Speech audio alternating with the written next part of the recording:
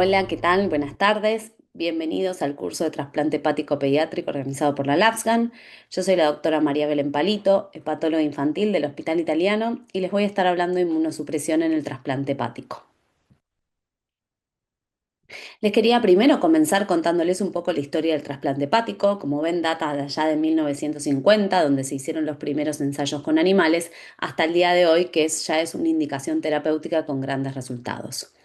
Uno de los mayores avances que hemos logrado en la historia del trasplante hepático es la incorporación de diferentes inmunosupresores que nos han permitido que la sobrevida del injerto al primer año de vida y de los pacientes aumenten progresivamente a medida que pasen los años. Entonces, de allá de 1950, cuando contábamos con acetoprina y corticoides, hasta la ciclosporina, la timoglobulina, en el 90 el FK o el micofenolato, hasta en el 2010 el basilixumab, el sirolimus, el everolimus, así también como las nuevas técnicas quirúrgicas permitieron que desde 1960, con una sobrevida el primer año menor al 50%, lleguemos al 2000 con una sobrevida mayor al 80%. Y varias de estas cosas, además de las mejorías en las técnicas quirúrgicas, se ha debido a la inmunosupresión. ¿Cuál es el objetivo de la inmunosupresión? Es preservar la función del injerto y evitar el rechazo. Tenemos que lograr la tolerancia al órgano trasplantado, minimizando los efectos secundarios y minimizando la susceptibilidad a infecciones y neoplasia de nodo de nuestros pacientes. Como vemos, acá tenemos algunos resultados del split y era lo que yo les contaba, que era la sobrevida del paciente. En rojo tenemos la sobrevida del paciente y en negro la sobrevida del graft. Y como ven, son todavía números muy altos. Al primero, tercer y quinto año, la sobrevida del paciente es del 98,8, 97,3 y 95,2. O sea que tenemos sobrevidas muy altas, los pacientes están mucho tiempo con inmunosupresión y por eso lo que debemos lograr es que la inmunosupresión óptima sea con el nivel de terapia farmacológica que logre la función estable del injerto con la menor supresión de la inmunidad sistémica. ¿Por qué decimos esto? Porque las inmunosupresiones no están ajenas de tener efectos adversos. Entonces, este equilibrio es muy importante para la vida de nuestros pacientes. ¿Y qué es lo que pasa también? Que no podemos traspolar todos los datos de adultos a nuestros pacientes pediátricos. Son poblaciones completamente diferentes. Primero, los grafts no son los mismos. Hay pacientes en adultos que reciben órganos enteros, mientras que en pediatría podemos obtener segmentos laterales, segmentos reducidos o también órganos enteros. Es diferente la medicación y cómo reciben la medicación nuestros pacientes. Nuestros pacientes reciben la medicación según el peso. Son pacientes que reciben jarabes, que generalmente no toleran comprimidos o cápsulas, por lo menos en los primeros años de vida, que dependen de sus padres en un principio para esta medicación y después empiezan a depender de ellos mismos con todo lo que esto conlleva en la adherencia en la adolescencia. Son pacientes que van creciendo, que tienen que asistir a actividades escolares, actividades sociales, que tenemos que lograr adaptarnos para que la inmunosupresión sea parte de su vida y no perdamos la posibilidad de la que esta le da de sobrevida del injerto. ¿Qué es lo más? Les quería mostrar esta diapositiva para que más o menos entendamos todos los lugares en donde luego actúan los inmunosupresores y cómo es esta cascada que se produce de rechazo o reacción frente al ajeno. La primera señal que tenemos es el reconocimiento de los alloantígenos. ¿Estos qué son? Son antígenos no propios que son procesados y presentados a través de la célula presentadora de antígenos a los linfocitos. Acá se utilizan los receptores TCR3, CD3 positivo y correceptores como CD4 y CD8. Después se produce la señal 2, que es la activación de los linfocitos T. Cuando esta unión de correceptores de linfocitos con los ligandos de las células presentadoras de antígenos activan las tres vías de activación de los linfocitos T citoplasmáticos. Y acá tenemos la calcineurina, la proteína quinasa y la proteína asociada, Z asociada. Luego viene la expansión clonal, es la tercera señal. La vía de la interleuquina 2 produce la activación de JAK1 y JAK2 y luego la activación de tres vías de transcripción. STAT, RAS, RAF, MAP quinasa, los mTOR, resultando en la proliferación celular y esta proliferación celular e inflamación producen más citoquinas. Porque esto es importante no para que recuerden exactamente todas las señales y cómo se producen, pero sí para que veamos dónde pueden actuar cada uno de estos inmunosupresores y cómo inhiben alguna de todas estas vías de reacción frente al halógeno. la ciclosporina y el tacrolimus, que inhiben la calcineurina a este nivel de la señal, el basiliximab y el daclizumab, que son inhibidores de la interleuquina 2, el sirolimus o el everolimus, que son inhibidores mTOR, la satioprina, que inhibe la replicación celular. Entonces, en este gráfico podemos ver dónde actúan los diferentes inmunosupresores en nuestra cascada de activación frente a los genos.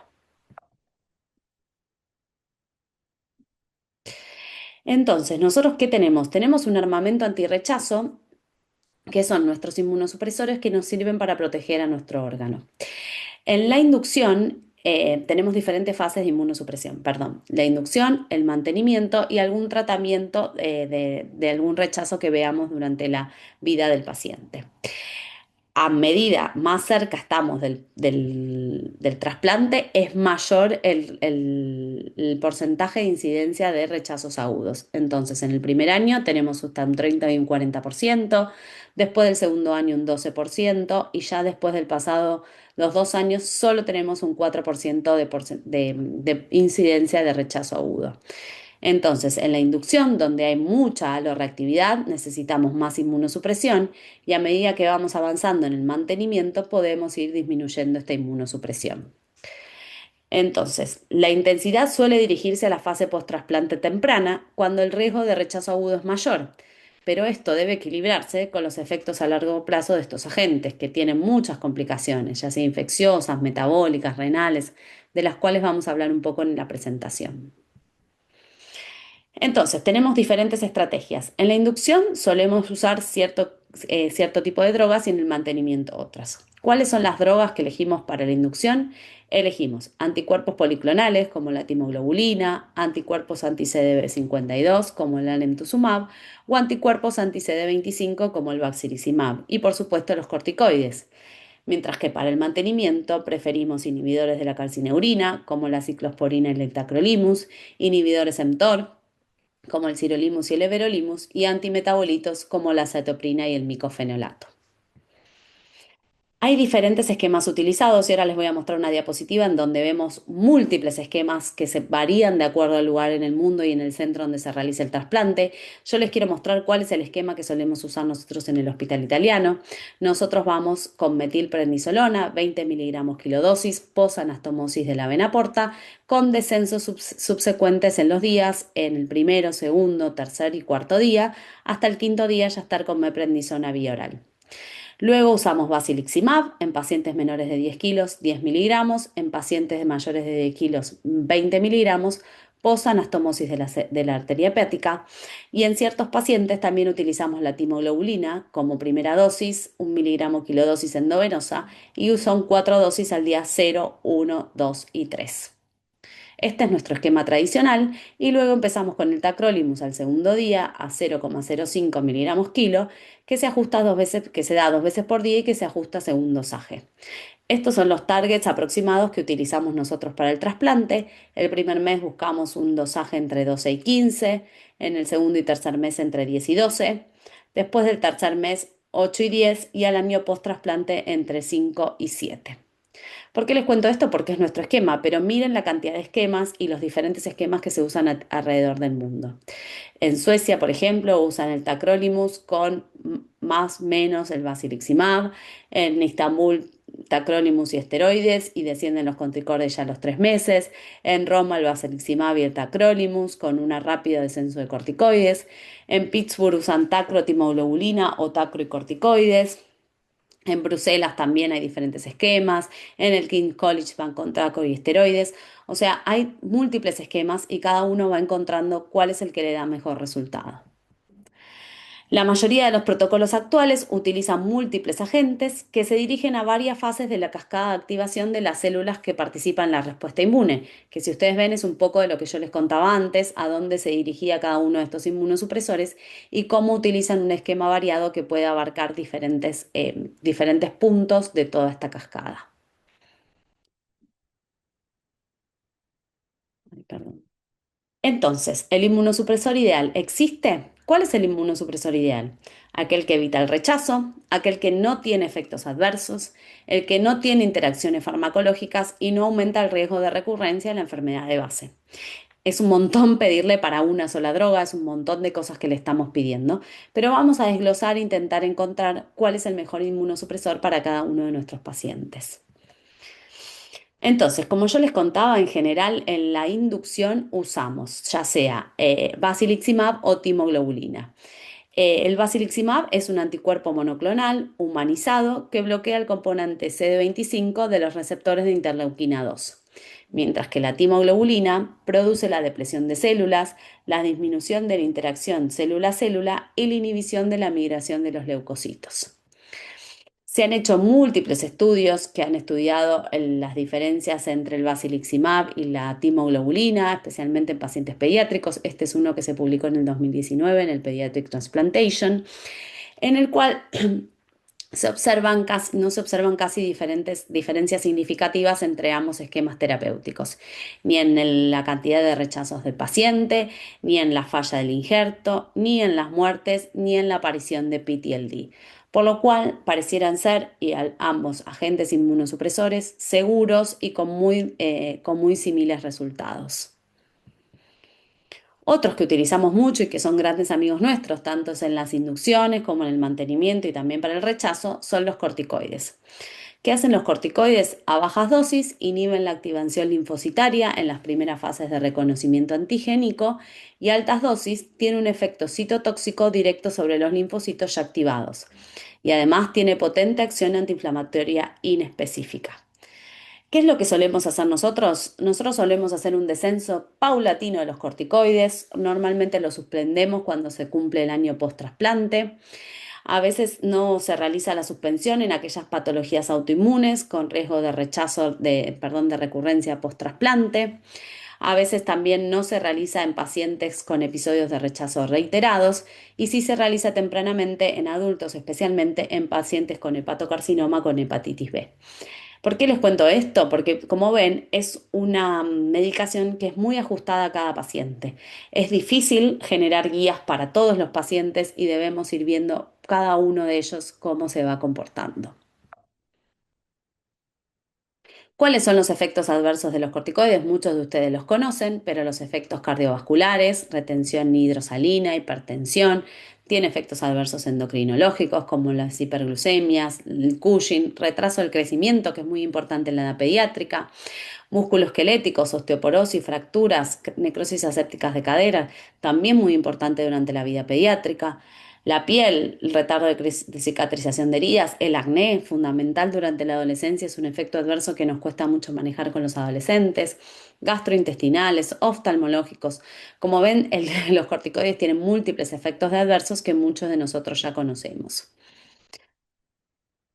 Otra de las drogas que se utiliza no tanto en la inducción, sino para el mantenimiento, son el tacrolimus y la ciclosporina. Ambos dos son inhibidores de la calcineurina. El tacrolimus está ampliamente utilizado en pediatría, tiene un índice terapéutico estrecho, pero tiene gran variabilidad interindividual e intraindividual, por eso a veces es tan difícil ajustar las dosis en cada uno de los pacientes. Y lo que hacemos nosotros es dosamos por la mañana, previa a la toma del FK, para poder así llegar a un dosaje ideal, que era lo que les compartí en el principio, de acuerdo al momento del trasplante, qué dosaje queremos. La ciclosporina ya está un poco en desuso, tiene menor biodisponibilidad oral, es dependiente de las sales biliares para su absorción y la dosis inicial es aproximadamente 15 miligramos kilo día repartido en 2 tomas. Hoy por hoy se usa mucho más el tacrolimus que la ciclosporina.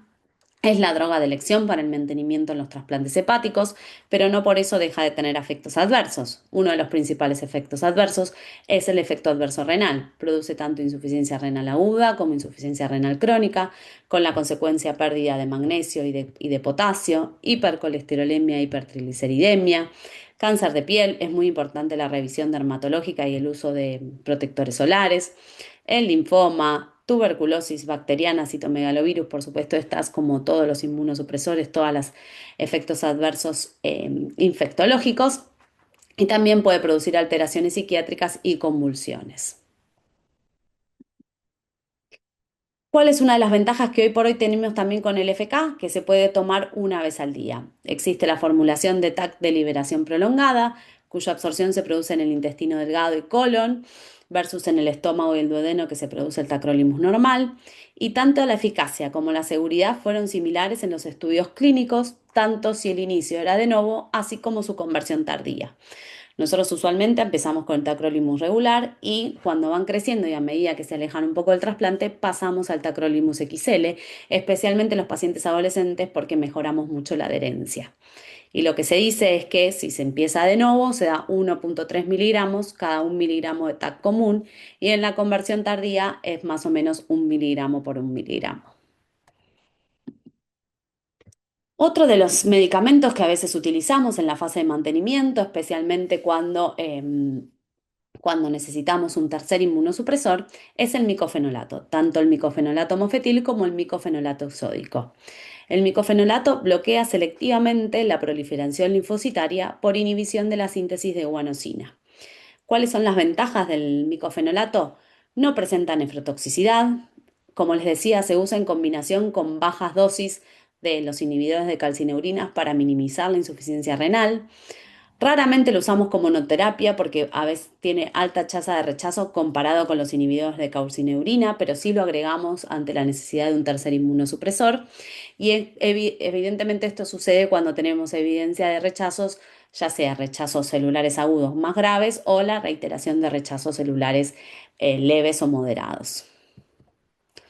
¿Cuáles son los efectos adversos? Uno de los que más vemos y por los cuales debemos suspender la droga es la plaquetopenia, la leucopenia y la neutropenia. También tiene efectos adversos gastrointestinales como la diarrea, la náusea, anorexia, dolor abdominal y otros como la hiperlipidemia y la teratogenicidad. Del 10 al 20% se produce la suspensión definitiva por los efectos adversos. Y lo que tiene de bueno el micofenolato es que no es nefrotóxico ni neurotóxico. Otras de las medicaciones que utilizamos son los inhibidores mTOR. Tenemos el everolimus y el sirolimus. El everolimus exhibe mayor biodisponibilidad y vida media más corta que el sirolimus y se utiliza generalmente cuando hay disfunción crónica del injerto, cuando tenemos nefrotoxicidad de los inhibidores de calcineurina y como tienen buena eficacia inmunosupresora, efecto antiproliferativo vascular y efecto antiangiogénico antitumoral, lo utilizamos muchas veces ante la presencia de PTLD. Cuando tenemos un paciente que tiene PTLD, tenemos que reintroducir la inmunosupresión o no que tiene PTLD pero tiene reactivación del Epstein-Barr, elegimos los inhibidores de mTOR para moderar el uso de los inhibidores de calcineurina. ¿Cuáles son los efectos adversos? Porque como todos los inmunosupresores tienen efectos adversos. Hiperlipidemia, leucopenia y plaquetopenia, tienen dolores auriculares, tienen diarrea, proteinuria, úlceras, edemas. Y uno de los efectos adversos que en algún momento se planteó es la trombosis de la arteria hepática. Entonces, ¿en cuándo se suelen, qué es lo que debemos evaluar? Examen periódico de la boca porque tienen muchas úlceras bucales, que son una de las causas de suspensión de la droga, controlar la dislipemia y en cuando se usa en conjunto con el micofenolato puede presentar citopenias severas. ¿Cuáles son uno de los grandes riesgos de la inmunosupresión? Las infecciones. La inmunosupresión aumenta, por supuesto, el riesgo de contraer infecciones con alta morbimortalidad. Solo el 20 y el 30% de los niños han completado el calendario de vacunación antes de recibir un trasplante hepático. La respuesta a la inmunización encima en pacientes con hepatopatía crónica pueden ser subóptimas, incluso menos efectivas después del trasplante, por lo cual no se aconseja, por supuesto, administrar vacunas vivas post-trasplante y los niños tienen mayor probabilidad de ser Epstein-Barr naive, por lo tanto es mayor el riesgo de primoinfección, mayor el riesgo de PTLD para este tipo de pacientes pediátricos. También tenemos interacciones farmacológicas. El FK, por ejemplo, tiene interacciones farmacológicas con muchísimas drogas y todos los niños suelen recibir antibióticos, pueden recibir drogas antiepilépticas por las condiciones o por cualquier otra condición que presenten. Tiene interacción con antibióticos y con antifúngicos. Tienen interacción con otras drogas como los corticoides, el omeprazol. Son múltiples las interacciones que tenemos que tener en cuenta al momento de indicar el tacrolimus o alguna de las otras drogas que podemos llegar a indicar en pediatría. Quería presentarles este trabajo que hicimos junto al doctor Costa Uta, el doctor D'Agostino, el doctor Condolesi, la doctora Rumbo, el doctor Botazo y el doctor Fernando Álvarez, que ya fue presentado en varios congresos e incluso ya fue publicado. Y es un trabajo retrospectivo que evaluó los diferentes esquemas que se utilizaban en diferentes centros. En uno de los centros, que es el grupo A, se utilizaba basilizumab, esteroides y tacrolimus. En el, en el grupo B, lo mismo que en el grupo A, más timoglobulina. Y en el grupo C, esteroides y tacrolimus. Las variables que se estudiaron fueron rechazo tanto agudo como crónico, infección por citomegalo o Epstein-Barr o otras infecciones virales y la sobrevida del paciente y del órgano al año. ¿Qué fue lo que se encontró de estos 97 pacientes de diferentes, de 4 centros diferentes? No hubo diferencias en la frecuencia de rechazo, en la activación de citomegalovirus o de Epstein-Barr, ni en la replicación, ni en la aparición de infecciones bacterianas o virales. Considerando aquellos pacientes, 48 pacientes que solo se realizaron atresia de vías biliares, que es en general la indicación de trasplante, tampoco hubo diferencias en el rechazo, en la replicación de Epstein-Barr y en otras infecciones. Lo único que sí hubo es que en aquellos pacientes del grupo B, en comparación con aquellos del grupo C, hubo mayor replicación del citomegalovirus. La sobrevida del paciente y del graft fueron similares en el primer año de vida.